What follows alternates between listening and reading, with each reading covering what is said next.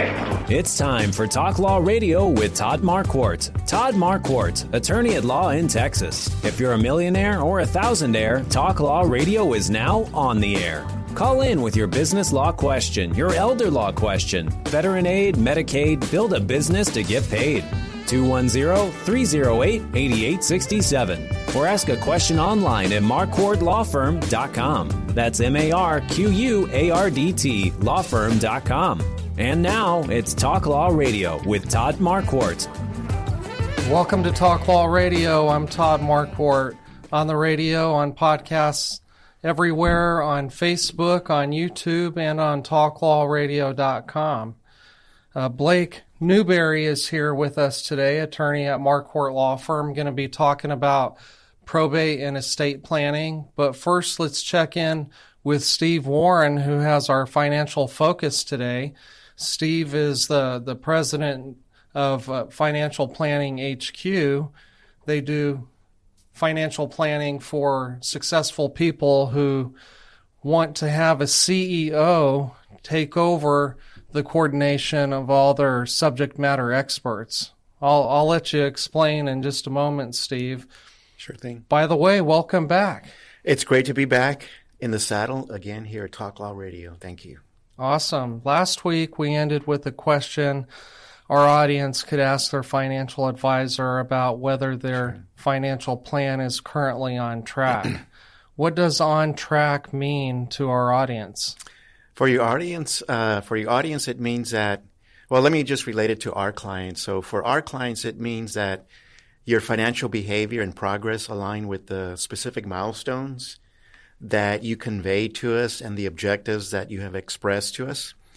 And Todd, a typical client will have at least 25 objectives within the 5 core planning domains: the tax, legal, insurance, every type of insurance that exists, risk management, if you will, wealth management, and also financial planning. And if a client is off track, we will then prescribe specific strategies and actions to get them back on track. And then probably the most important thing, other than the strategy, is the action. So we hold them accountable to do what needs to be done in order to get back on track. And within within the written strategy, there's we call it a greatest probability strategy, and it's the action plan. So that gets recited, what needs to be done, who's responsible for getting it done, and when it is done, and then we check it off. So there's like a checklist of things that, the client needs to get done. And so that live action plan, if you will, gets shared with all of the subject matter experts, like their CPA, their attorney, so on and so on. So everybody's on the same page. That's good to be on the same page. Yeah, absolutely.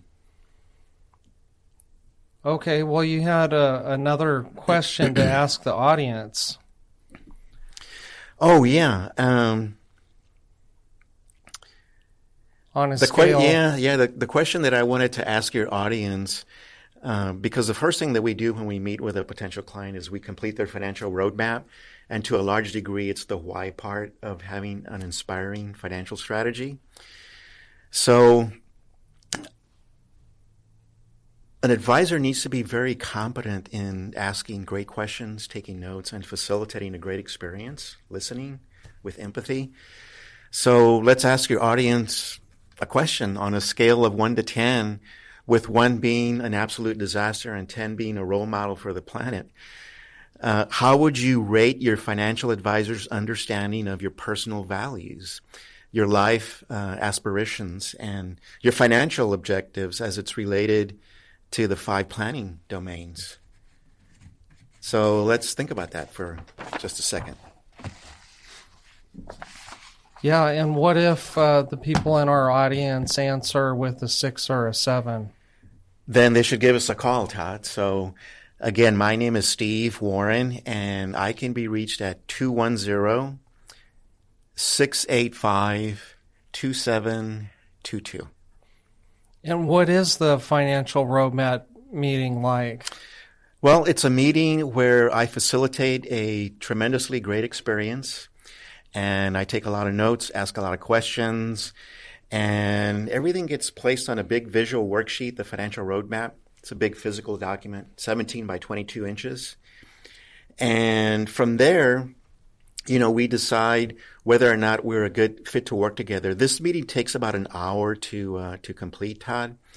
And again, I'm asking a lot of questions and just taking a lot of notes and finding out what's important to the client, the goals that they have that require money and planning to achieve, the name of the goal, by when they want to achieve it, how much money does it take to achieve the goal, and what are 2 or 3 words to describe what you're thinking and feeling now that you've achieved the goal. So it kind of takes them out into the future.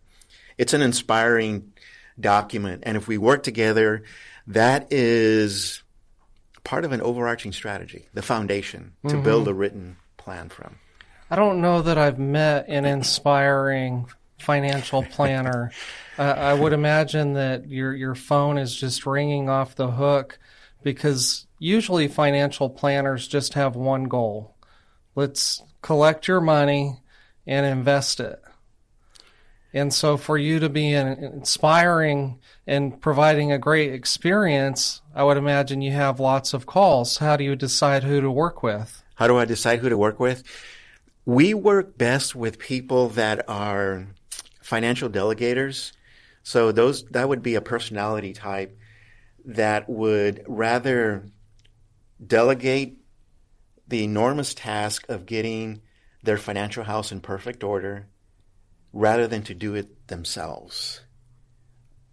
Right? Does that make sense? It does. Yeah. So if a person is a financial delegator, and I do have a written ideal client profile. And that's the top one, financial delegator. I like to work with people that, express gratitude. They're passionate about their goals. Of course, I don't know that going into a meeting, but I can sense that during the meeting. And, I have some other personality characteristics. And, the main thing is the financial roadmap experience, Todd. It'll deliver value even if we don't work together, like I did one today that I was telling you about. And, I know that she appreciated it and expressed gratitude. Thanks for putting everything in perspective. And, the main thing that your audience should also know is that there's no strings attached and there's really no downside to having a financial roadmap. And so no obligation. And, of course, to your audience, there's no cost as well. Okay. Tell us more about why our audience should give you a call right now. Well, your audience probably, I would say they probably have a financial advisor, and more than likely they don't have a comprehensive written lifetime financial strategy. I know this because surveys show that most people don't. 63% of people that were in a recent survey not too long ago, they are not confident that their advisor is proactively providing them with a comprehensive written lifetime financial strategy. So just the absence of that means that you don't have a plan. Artemis 2 is going to the moon. I'm sure there's a very detailed plan on every aspect of that mission. Right. And it's definitely written. It might be a couple 100 pages long. So having that plan, just gives your audience a better edge at achieving their goals and actually, living out the things that are important to them. And that's the main reason. Having a plan is just so critically important. And, it all starts with that financial roadmap meeting. How much does it cost for you to help somebody with the financial roadmap? For your audience, it's complimentary, so there's no strings attached. So it would cost them about an hour and 10 minutes of their time. And in addition to that, a little bit of time in gathering up their financial documents, because we do require that they bring in what we request on a financial document checklist. So that takes a little bit of time. But you know what? People often will say that, just that exercise alone in me getting everything together and organized was a good one. And so, it takes about an hour and 10 minutes and plus a little bit of time to gather documents. And, you just want to come in with an open heart, open mind, and be prepared for a great experience. Awesome. Some people go to what they call a certified financial planner for a financial plan. Yeah. How is what you do different from that? It's probably different. First of all, I know that there are no advisors that actually use the financial roadmap as a foundation, a document like that. So we're different in the sense that the things that are important to a client are going to be listed in the financial plan. So the financial roadmap gets incorporated into that written document. And the other thing that I haven't seen in financial plans when I do see them is actually clear objectives on what the client wants to achieve. Strategies to address those objectives. A tactical plan, an action plan that is shared with all of the subject matter experts that touch the client's lives. And so that's often missing. And I know that some advisors do financial plans, but I would say that your audience probably lacks that accountability piece, of actually having an advisor that cares so much that they're going to hold you accountable to do what you need to do. And your audience deserves that. They really do. It's just like if you go to a fitness coach and you are, trying to get in better shape, it's good to have a coach to kind of push you along and hold you accountable to do what you need to do. So if this should appeal to anybody in your audience, we can complete your financial roadmap, and it takes about an hour and 10 minutes. Bring your financial documents in. You'll definitely have a valuable experience, and that'll happen whether we do business or not. So, again, my name is Steve Warren, and with Financial Planning HQ, and I can be reached at 210-685-2722. That's 210-685-2722. Thank you for the financial focus. We got to take a break. We'll be right back with Blake Newberry talking about probate and estate.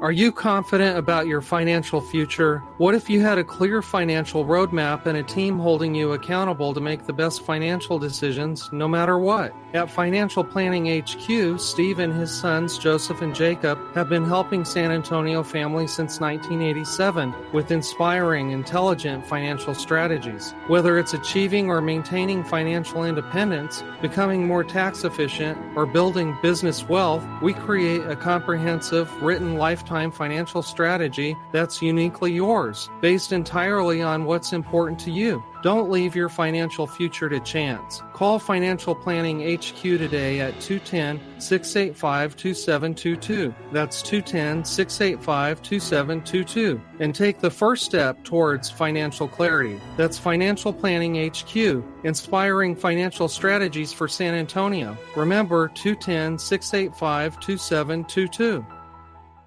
I'm Todd Marquardt.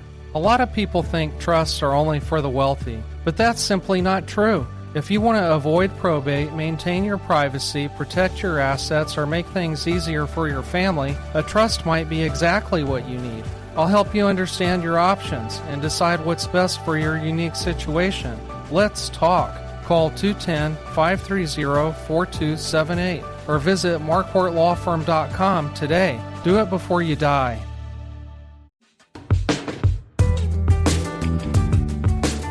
In the beginning, God had one law. Then he gave Moses the 10 Commandments. And now we have municipal, state, and federal lawmakers that won't stop creating new laws that might impact you without you knowing it. So listen in to Talk Law Radio Saturday mornings, Sunday afternoons, and anytime on podcasts everywhere, Facebook and YouTube. You can listen while you're walking the dog, washing the dishes, or working in the garage. Today we have Blake Newberry, who's an attorney with Marquardt Law Firm. He focuses on probate, estate planning, and guardianship. And so we're just going to get to know him a little bit better now. Blake, you come from a background in bankruptcy, and so we want to talk a little bit about that. But first, tell us the story about how you moved from Kentucky to Texas. Absolutely, and thanks for having me back. I know I was on a little while ago, I think about a year ago or so. But yeah, so grew up in Kentucky and graduated from Western Kentucky University and got my first job working at Fruit of the Loom, doing inventory analyst work for them on the Sears Kmart accounts. That company is no longer around. So I unfortunately lost my job, but in that meantime, I had this inkling in my brain of maybe I want to go to law school. Mm-hmm. I had heard people talk about it my senior year of college. I was like, this might be interesting. So I told my fiance, who I met at Fruit of the Loom at the time, I was like, I think I want to go to law school. So I took the test, applied to all the schools here in Texas because she's from Corpus. And so she said, I just want you to know if we stay together, I'm going to drag you back down there. And I said, I don't have an allegiance to Kentucky. I like it here. My family's here, but I like Texas. So applied to all the schools, the big schools in Texas, got into majority of them but UT, and then went to A&M for law school.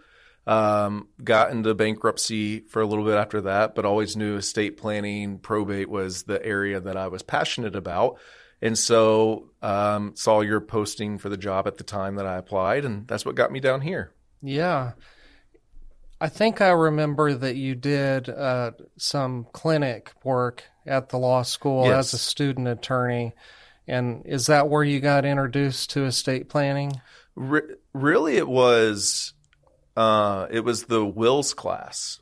I remember taking wills and estates, and it just kind of clicked. Mm-hmm. I was able to understand it really well, trust as well. They were some of my best grades in law school. And I tried to do the estate planning clinic my second year, but it filled up very quickly. So I did it my third year. And that's where I knew after doing that this was the area I really wanted to go into to help individuals and help people and their families. Awesome. So what is it about estate planning and people and their families that you thought they needed help? So, I mean, I guess I'm lucky to where I didn't have a lot of deaths in my family when I grew up. But my uncle passed away, and just seeing my grandparents kind of navigate his death, and my little cousins at the time, he passed away from cancer, and my cousins were like 10 and 6 years old. Just seeing that and seeing how it affected them. But really, I have always wanted an area of work, whether it was law or not, when I graduated college, that had an impact on people, that I could do something that was beneficial to them.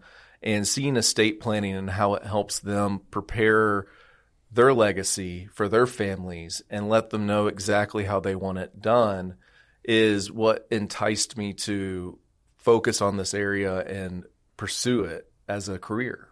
Yeah, that's a great answer. Your passion really does come through.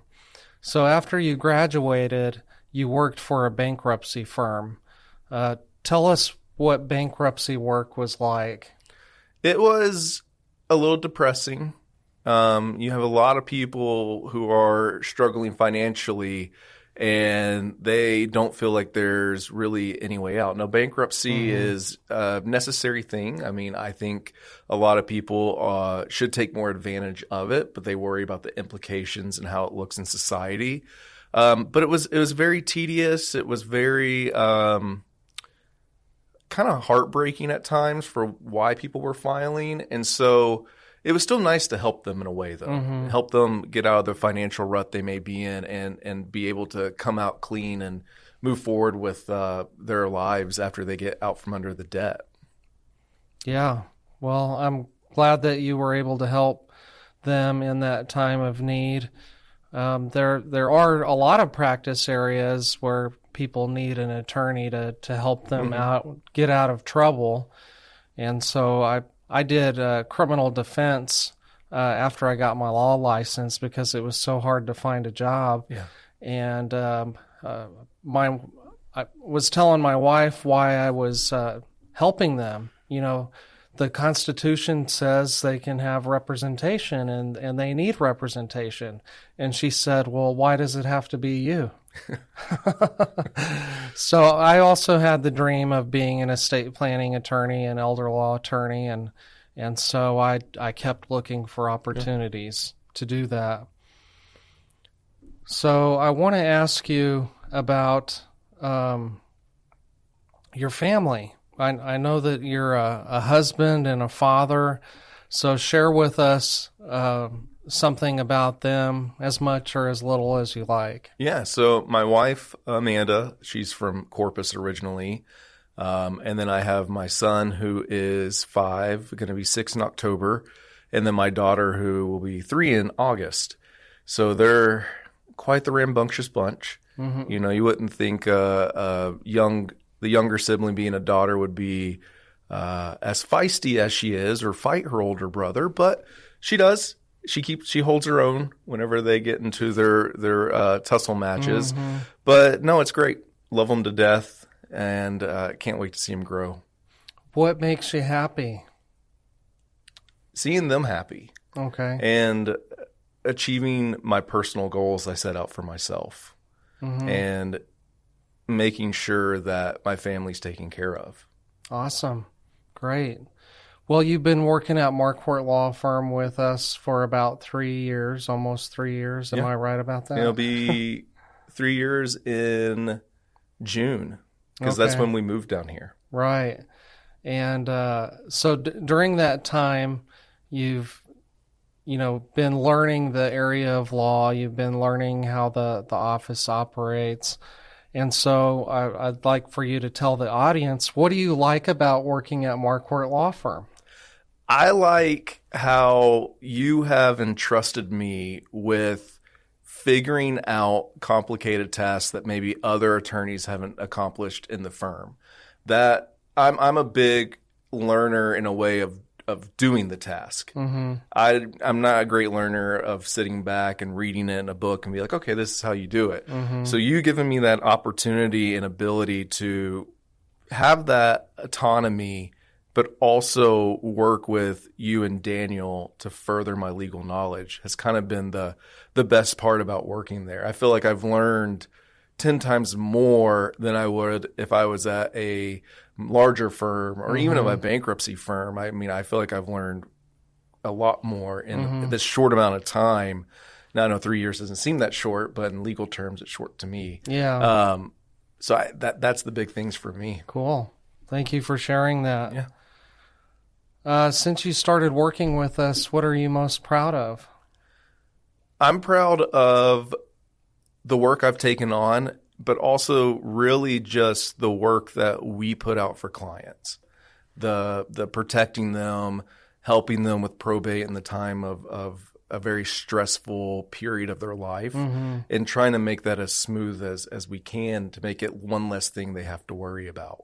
That's probably what I enjoy most about the probate work, is helping those families not have one more stress they have to worry about with court. Now, people are always going to stress, but I hope to alleviate it in some way. Right. Yeah, they're grieving. They're trying to figure out how to move on from that. Yes. And then they have all this legal stuff that they don't know much about. Yes. So I tell them, can't solve all of your problems, but I can help you with the Yes. legal stuff. Yes. I try to frame it in that way as well. What do you think is next in your professional development?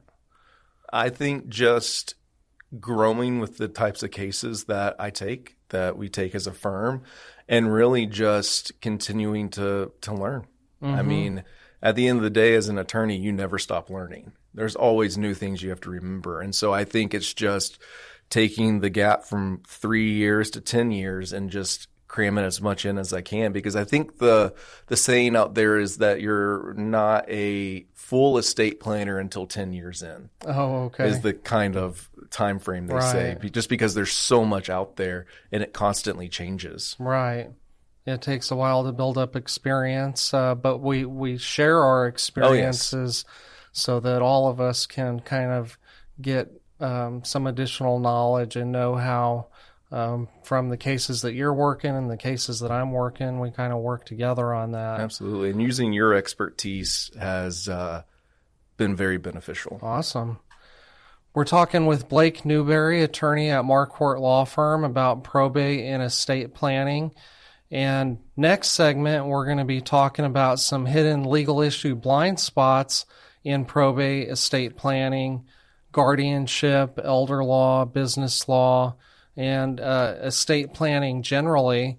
If you have questions about this kind of thing, you can email Todd at Marquardt Law Firm, TODD at M as in mother, ARQUAR, D as in David, T as in Timothy, lawfirm.com. Or if you're interested in being a guest on Talk Law Radio, email host at talklawradio.com. We got to take a break. We'll be right back.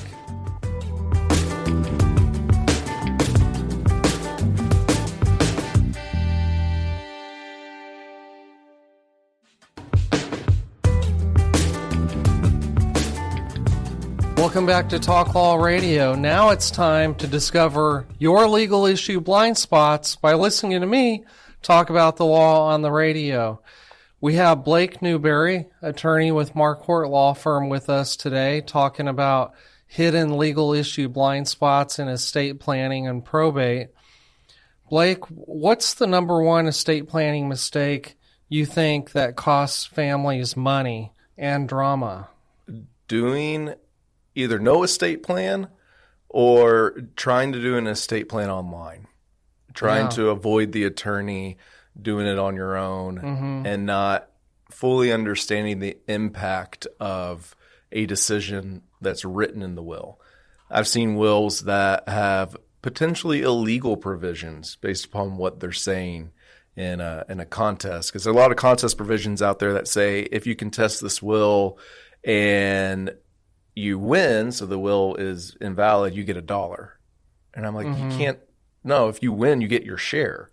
So there's a lot of things out there that people attempt to do to save money that in the long run cost them a lot more money.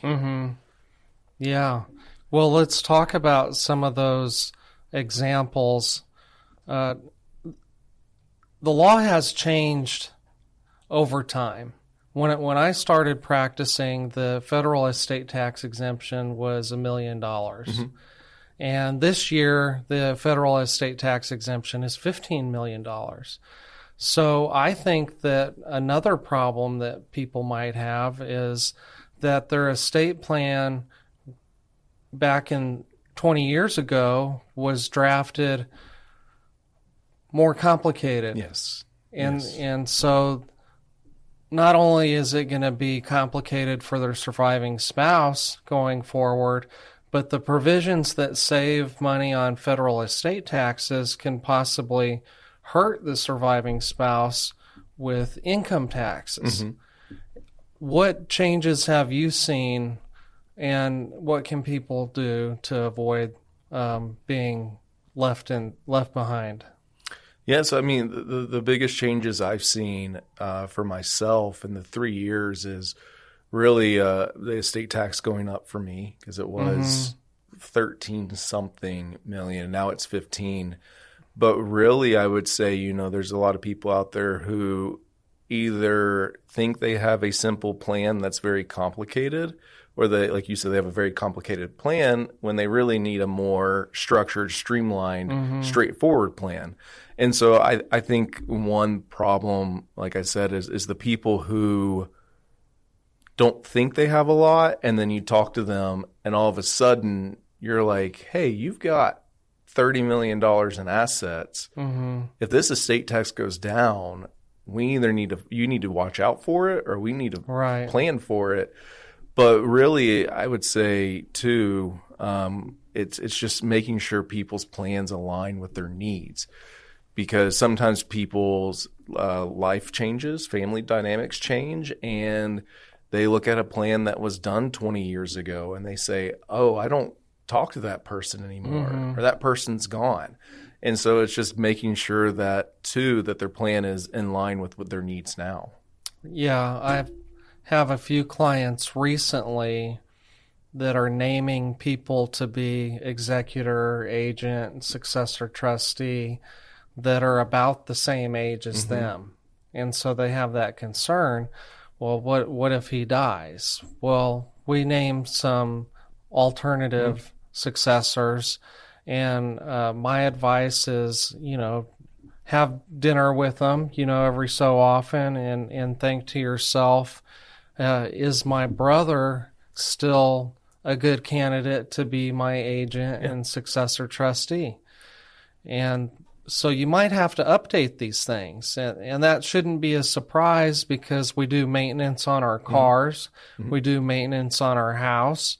And so sometimes you have to do maintenance on your estate plan. Yeah.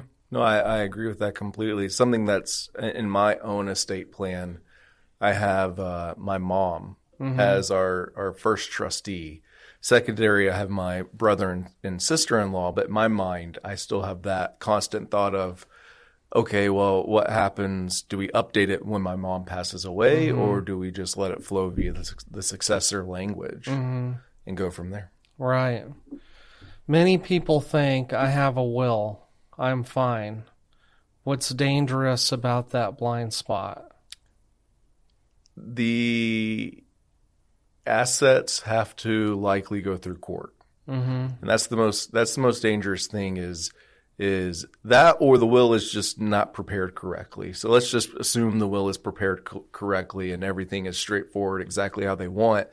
It's at that point as that they didn't do any kind of other steps to protect their assets. It now goes through court and is very public. You can go to the courthouse and look into any probate case as a person. You have that right to get documents. And so who knows who could go get the will and look at it and let the public know what's going on. Yeah. You know what's fun is when somebody famous dies, you get a copy of their will to see what they have or what they have done. Back when Michael Jackson passed away, his will had to be filed for probate. But the primary beneficiary of his will was his living trust. So he had done some additional planning. There must have been some reason, maybe an asset was left out of the trust that they had to go through the probate process. But I always like to find the wills of famous people. Yes, and then you have Prince who didn't have one and caused all the issues. Yeah. What do you remember about the issues? Essentially, there was a huge issue with the heirs. Who were the heirs? Because all these people kept showing up saying, "Oh, I'm related to Prince. I want his assets." So then you have this huge public lawsuit not a lawsuit, but huge public court proceeding that is now getting viewed by everyone and trying to grab a piece of his pie.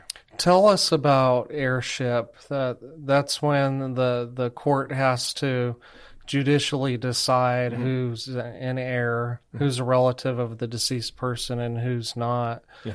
What is that process like? It's taxing. It's very taxing whenever you have issues come up that I'll talk about, but you have to file its own application with the court. The court appoints another attorney that you have to pay. In Bexar County, it's standardized at about $600. Unless they do more work, then they have to ask the court for more fees.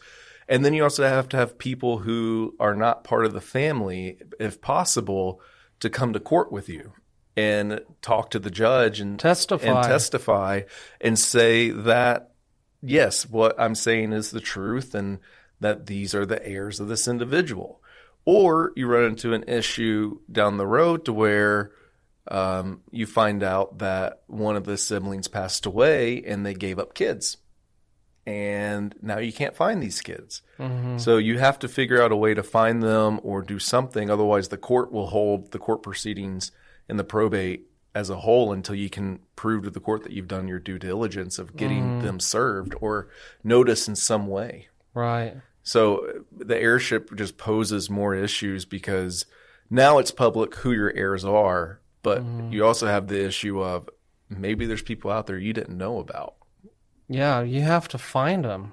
There was one case where we didn't know that one of the decedents had children 40 years ago from a different spouse who all lived in Mexico. And so Juan had to help us navigate how to find information in Mexico, because those people have to be served with a copy of the heirship proceeding, the citation, and a copy of the pleadings and everything, because they have to either come to court or agree that it can proceed without them. Mm-hmm. I'm always, when people come and they're like, what do you suggest? And I'm always like, well, it's your documents. You have to make the decision. But I kind of lay out on a timeline. I'm like, worst is having nothing. Good is having at least a will. Best is, if necessary, a trust. Mm-hmm. Because that allows you to keep everything private and allows you to control your assets in a much simpler manner down the road of getting it to your family. Right. I'd like to tell people you can make it easier for them, by doing the living trust, because then that means the testator, the person creating the trust today, is going to have to do a little bit more work to make sure it's properly funded. So I wanted to ask you, besides drafting last wills and living trusts that are more comprehensive and customized than other attorneys and online document sales, how do we help our clients make sure that their estate plan works? I would say the meetings. The meetings beforehand, the meetings during the execution of the documents, and then also being available to those clients afterwards for any questions they may have. That allows us to give them good service. It allows us to show them that we care, but also build the plan exactly how they want, answer their needs, and potentially let them know of issues that might arise from the decisions that they're making. Right. Yeah, we don't just do everything that they want. We have to give them some advice and say, maybe you shouldn't do it that way. Yes. And they appreciate that. Well, we're talking with Blake Newberry, attorney at Marquardt Law Firm, about probate and estate planning. We talked a little bit about last wills and living trusts. And we're going to get into the next segment about sinners and saints and legacy too. It's all about legacy. Mm-hmm. So stay tuned. Check in with Talk Law Radio on Facebook. Share it with your friends, because you need for them to have their affairs in order so that they don't drag you into court to testify about whether or not they had children. Stay tuned. We'll be right back.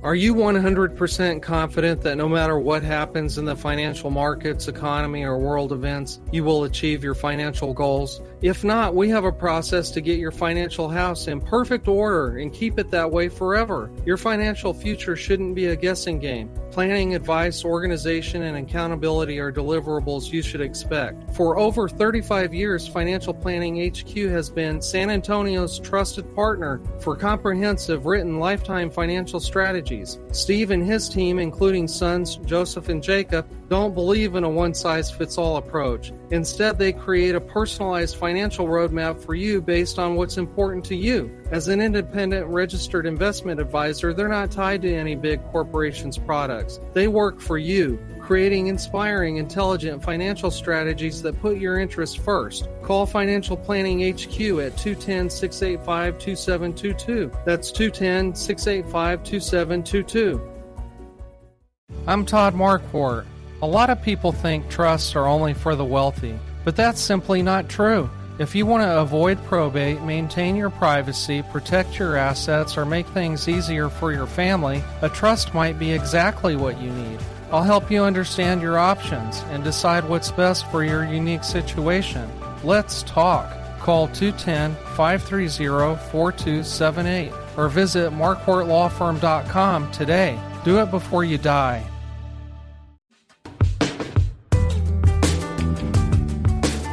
Welcome back to Talk Law Radio. I'm Todd Marquardt here with Blake Newberry, attorney at Marquardt Law Firm, talking about probate and estate planning. Now it's time to talk about the sinners and the saints.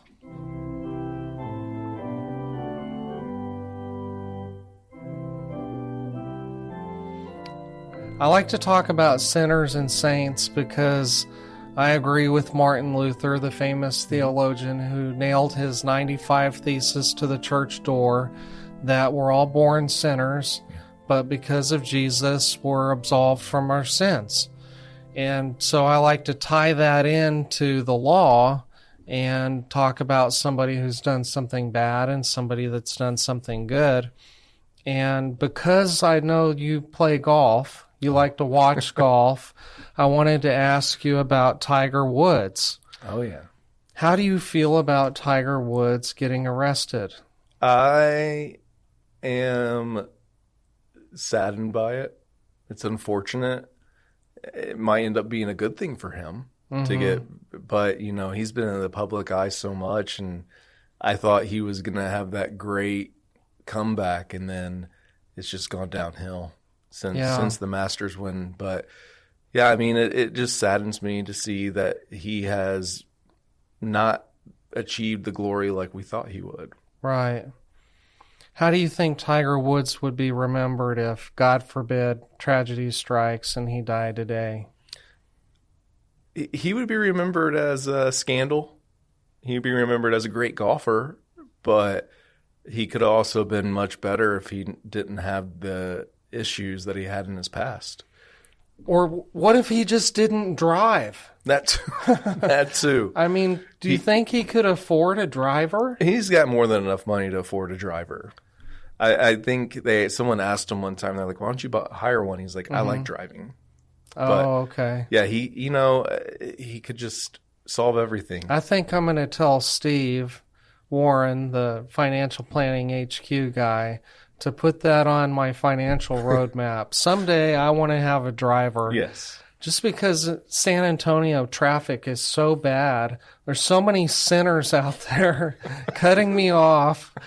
And then, it causes me to act. Oh, yes. To react sometimes. I was at a red light this morning on the way to the office, and this guy, it's not that big of a side, pulls up next to me and just runs the red light, and passed probably 10 cars to get there. So it's I frustrating. don't disagree with that. So I don't have a saint per se, but try and think of some people that you've worked with, or that Daniel or I or Stetson have worked with, that you thought, that client is a saint. They're getting everything in order. Yeah. What was the situation like before and after, if you can remember something like that? Yeah, so before it was, I can think of a lot of people, and so it really is the aspect of, they're older in life and they just have nothing. And then they've decided... As in no plan. No plan. Yeah. Yes. They don't have any planning. And they decide to take the step to plan and help their family out and make sure that all their assets are divvied up in the way that they want, whether it's one child getting one thing or another without it being verbal. There's nothing worse than a client coming to you and saying, well, Dad said I was supposed to get this, and it's not written anywhere. Yeah. And so that's not good evidence for a court. Right. And so I would say, as well as clients that update their plans, looking back, I have clients that they reviewed their plan and said, oh, our kids are older now. All this was for whenever they were little, in case something happened to us. And so just updating their plan to incorporate their new lives that they have. I also have clients that didn't have any kids, and they didn't know who to leave it to. And so just talking with them and helping them build their plan to charities and things of that nature to make sure that their legacy is left to something. Yeah, I love it when people do charitable planning, because I think that charities are better stewards than the government. So if a service needs to be provided to needy people or for education or science or medical research, I say put a charity in charge of that money, because they have to file financials with the IRS, and the people that donate money are the people that are watching to see if they're good stewards of money. Yeah, I agree with that. Yeah. Okay, well, now I'd like to talk about legacy. And now it's time for the Talk Law Radio Legacy Spotlight. What's your legacy? Okay, so Sponsored by attorneys at Marquardt Marquardt Law Firm, you and me, we focus on business and estate law, including last wills, living trusts, and tax-protected inheritance plans. I like to ask my guest about legacy, and you're the guest today. So I wanted to ask you, what insights have you learned about legacy from working with probate and estate planning clients? I would say the biggest thing from working with these individuals and understanding legacy is just the individual way they want to help their families or a charity achieve their personal goals and achieve their personal insights and have their impact in family culture continued for generations. Yeah, I like to ask this question. What do you hope that your beneficiaries will achieve by receiving an inheritance at all? And I used to think that they should have an answer about that. Like, this is what I want them to do. I'm the papa. I want them to continue my family legacy. But then I met this guy. He was very wealthy. I asked him the same thing. And he said he wanted his kids to achieve their own goals. Yeah. And so I realized that one of the family values was individualism and autonomy, and letting them do their own thing and trusting them that it's going to be something good. I think that that's probably a pretty cool family to live in, where you're given the opportunity to do that. I would concur with that. I think that's something that my parents put to me and my brother. They said, we want you to just be good people, but go achieve your goals and dreams. And even if they don't succeed, at least you tried. Right. You probably had some friends like this. I know I did, where they went into a profession because that was what was expected of them. The sons of doctors who became doctors, the sons of lawyers who became lawyers. And some of those people probably don't really enjoy what they're doing. They just did it because they were expected to. And then you have these other families that say, go and do whatever you want and we'll support you. Yeah. I think that that's really meaningful. So when you sit down with a client, how do you help them define what legacy actually means to them? Not just assets, but values and family harmony. So just understanding their family dynamics and what they want to achieve for their kids if they have kids, or if they're leaving it to other family members, what they're wanting those people to achieve. It really comes down to the family, right, and what's going to happen and what they really hope for. Right. A lot of the times people say, I just hope they're happy. And then other times people say, I really want them to go do certain things. But at the end of the day, that's where the legacy comes into play, is you're leaving them something. What do you want them to do with it? And what do you want them to remember? Right. You ever have clients that say, I don't want the kids to fight? I have a lot of those. I think that is something that comes up all the time. Or they say, my kids won't fight. Yeah, they say their kids are angels. The first step in preventing conflict and building family harmony is having something written, like a will or a trust, because then people aren't just guessing what their parents wanted to have happen. And the other thing is to write, if you want somebody to have a bank account, you know, you're allowed to name a beneficiary on your bank account, transfer on death, pay on death. I like to put it in the will or the trust that you did that. Because if you have everything divided in the will or the trust, but then you're giving one child this one account, they always wonder about that. They think, well, something's wrong because that's not being divided like the will or the trust is. And by the way, Junior probably told Mom that she had to do that. He probably coerced her. And so now Junior's the one that's in trouble with all of his siblings, and maybe he didn't do anything wrong. Maybe he didn't even know that she did that. So then your will or your trust is like a plan, even though the document itself is not going to dispose of that asset. It's still part of the plan because it lets everybody know that you did that on purpose. Yes. Yeah, I completely agree with that. Or the inverse, you don't do anything. The family says, the kids, oh, yeah, we're going to split everything evenly. You can have this, you can have that, you can have the home. And then you get into a consult and they say, you know, they said I was supposed to have this. And you have to tell them, well, they legally own part of it now. Right. And you can't force them to do something. Right. Yeah, so it's good to know. It's good to talk to a lawyer after your loved one passes away so that you can find out what your rights and responsibilities are. Thank you for being on the show. We have to end it. If you need help, call Marquardt Law Firm, 210-530-4278. We'll talk to you later.